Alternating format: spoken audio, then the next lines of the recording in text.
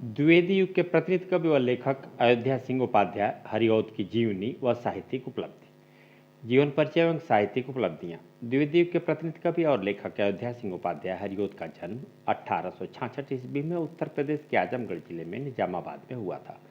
आपके पिता पंडित भोला सिंह उपाध्याय व माता रुक्मिणी देवी थी। स्वाध्याय से आपने हिंदी, संस्कृत, फारसी और अंग्रेजी भाषा का ज्ञान प्राप्त कर लिया।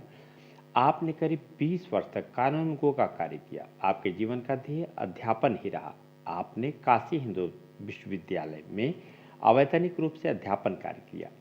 आपकी रचना प्रिय प्रवास पर आपको हिंदी के सर्वोत्तम पुरस्कार मंगला प्रसाद पारितोषिक से सम्मानित किया गया। वर्ष 1947 में आपका देहावसान हो गया। साहित्यिक उपलब्धियां। प्रारंभ में हरिऔध की ब्रज भाषा में काव्य रचना किया करते थे, परंतु बाद में महावीर प्रसाद द्विवेदी की प्रेरणा से आपने खड़ी बोली हिंदी में काव्य रचना की। हरिऔध जी के काव्य में लोक मंगल का स्वर प्रमुख है। कृतियां। हरिऔध जी की 15 से अधिक लिखी रचनाओं में 3 रचनाएं विशेष रूप से उल्लेखनीय हैं: प्रिय प्रवास, पारिजात तथा वैदेही वनवास। प्रिय प्रवास खड़ी बोली में लिखा गया पहला महाकाव्य है जो 17 सर्गों में विभाजित है। इसमें राधा कृष्ण को सामान्य नायक नायिका के स्तर से उठाकर विश्वसेयी एवं विश्व प्रेमी के रूप में चित्रित किया गया है। प्रबंध कार्यों के अलावा आपकी मुक्तक कविताओं के अनेक संग्रह चोखे चौपदे, चुभते चौपदे, पद्य प्रसून, ग्राम गीत, कल्पलता आदि उल्लेखनीय है। नाट्य कृतियाँ। प्रतुम्न विजय, रुक्मिणी, परिणय, उपन्यास प्रेम कांता, ठेठ हिंदी का ठाठ व अधखिला फूल। काव्यगत विशेषताएं। भाव पक्ष।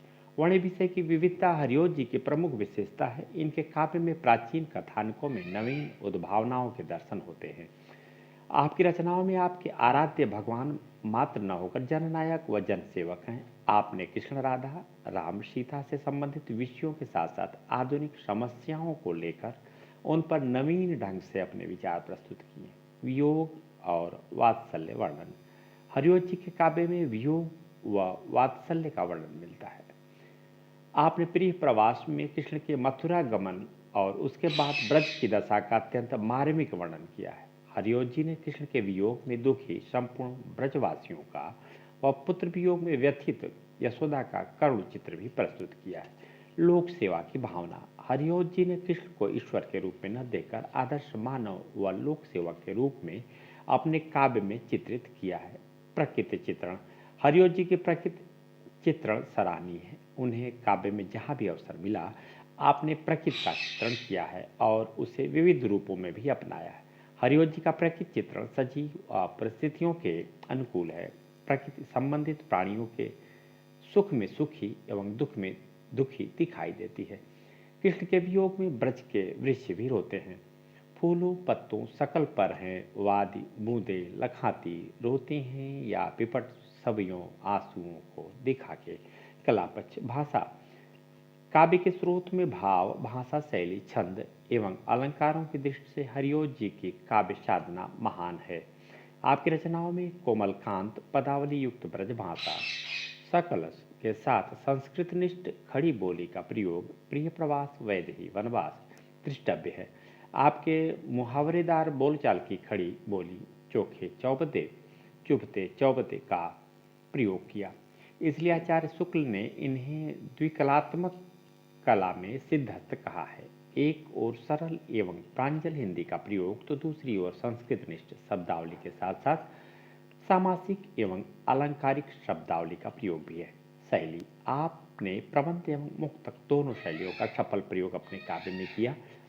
इनके काव्य में इतिवृत्तात्मक, मुहावरेदार, संस्कृत काव्यनिष्ठ, चमत्कारपूर्ण एवं सरल हिंदी शैलियों का अभिव्यंजना शिल्प की दृष्टि से सफल प्रयोग मिलता है। छंद। सवैया, कवित्त, छप्पय, दोहा आदि आपके प्रिय छंद हैं और इंद्रवर्जा, शार्दुल, विकृतित, शिखरणी, मालिनी, बसंत तिलका, द्रुत, विलंबित आदि संस्कृत वर्णवृत्तों का भी आप प्रयोग आपने किया। अलंकार। आपने शब्दालंकार व अर्थालंकार दोनों का भरपूर एवं स्वाभाविक प्रयोग किया है। आपके काव्य में उपमा के अतिरिक्त रूपक, उत्प्रेक्षा, अपहृत, व्यतिरेक, संदेह, स्मरण, प्रदीप, दृष्टांत, निदर्शना अर्थांतरन्यास आदि अलंकारों का भावोत्कर्षक प्रयोग मिलता है। हिंदी साहित्य में स्थान। हरिओ जी अपने जीवन काल में कवि सम्राट, साहित्य वाचस्पति आदि उपाधियों से सम्मानित हुए। हरिओं जी अनेक साहित्यिक सभाओं एवं हिंदी साहित्य सम्मेलनों के सभापति भी रहे। आपकी साहित्यिक सेवाओं का ऐतिहासिक महत्व है। निसंदेह आप हिंदी साहित्य के एक महान विभूति हैं।